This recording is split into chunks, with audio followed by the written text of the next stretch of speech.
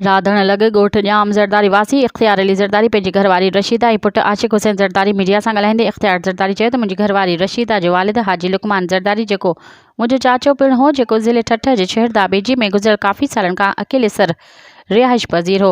Election खां हिकु ॾींहुं अॻु संदसि फ़ौत थियण जी ख़बर पई। मां पंहिंजी घरवारी खे करायो ॾेई दाबेजी मोकिलियो त चाचा जी मण खे खणाए राधण अचु।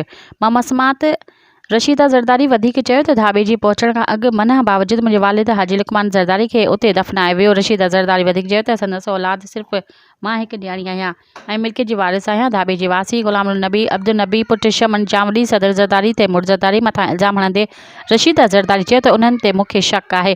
मूं पंहिंजे वालिद खे दाबेजी में दुकान ऐं घर राधण लॻ ॻोठ ताज मोहम्मद ज़रदारी में 2 जरेब ज़रई ज़मीन ऐं घर पिणु आहे। मूंखे शक आहे त मुंहिंजे वालिद खे मिल्कियत जे लालच में मारियो वियो आहे।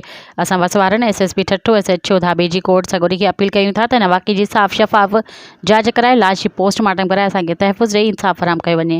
मज़ीद ख़बरनि ऐं तफ़सीलात लाइ विज़िट कयो असांजी वेबसाइट www.awamiNewsHD.com ऐं ॾिसंदा रहो अवामी न्यूज़ HD।